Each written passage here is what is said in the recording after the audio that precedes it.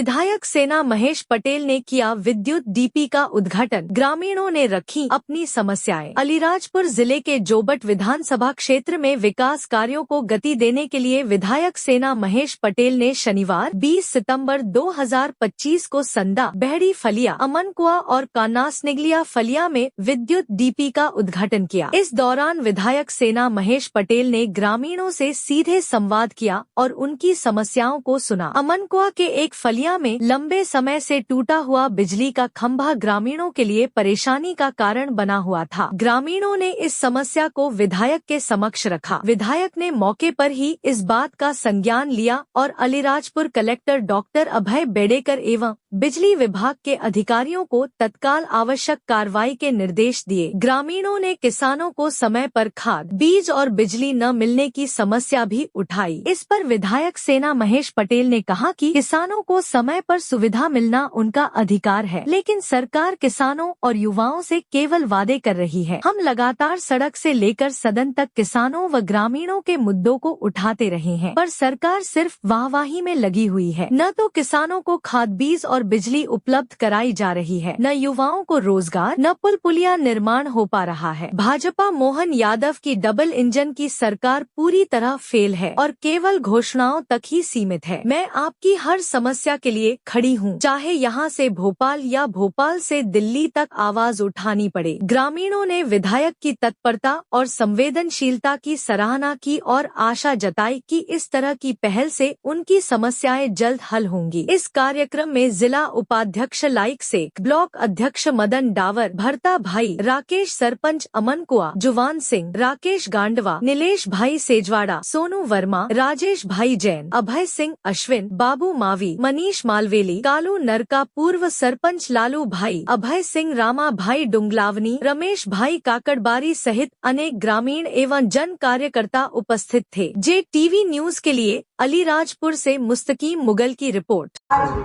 पटेल फलिया के इस कार्यक्रम में और कनास निगलिया ना, हाँ, और एक ये हमने वहाँ पे डीपी का उद्घाटन किया संदा में, दूसरी डीपी का उद्घाटन किया है कि यहाँ पे आपके गांव में, और 1 महीने के अंदर आपकी ये जिस खंभों की बात कर रहे ना, उसकी डीपी का उद्घाटन भी 1 महीने में आके मैं करूंगी। और उसकी देर होने का कारण ये है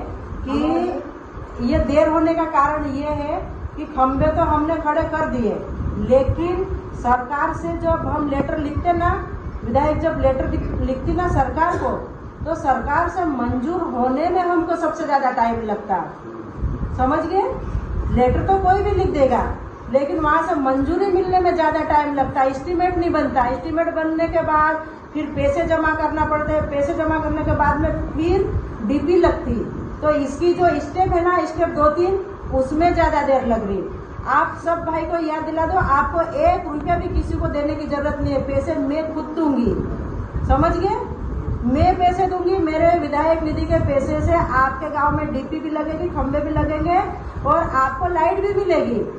लेकिन जो गलत बातें फैलाते हैं ना, उनकी बात नहीं सुनना आपने को। समझ गया?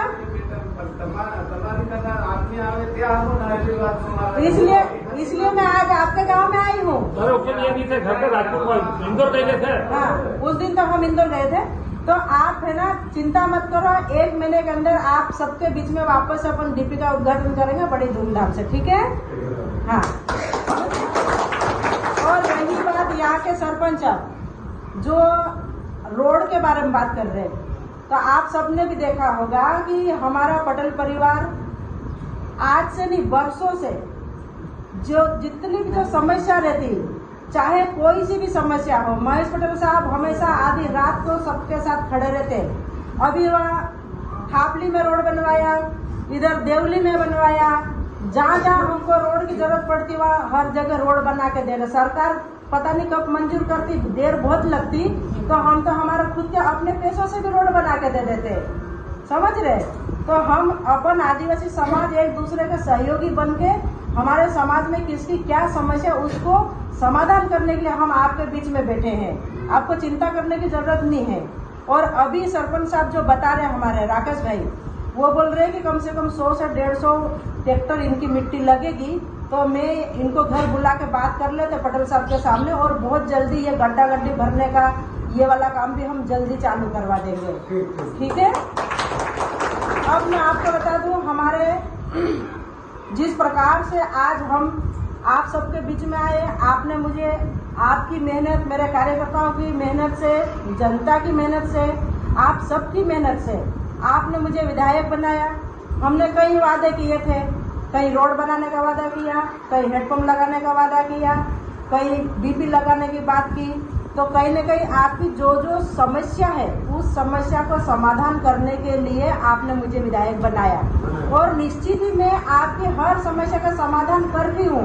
अभी तक 18 महीने की हमारे कार्यकाल में कम से कम 40 से 50 डीपी का उद्घाटन अपन ने कर दिया, और अभी आज 2-3 डीपी का आज उद्घाटन हुआ है। और जितनी भी जो बची हुई डीपियां हैं विद्युत, वो सब की सब मैं अभी बहुत 1 महीने के अंदर वो भी खत्म करने वाली हूँ। आपका विश्वास खाली नहीं जाएगा।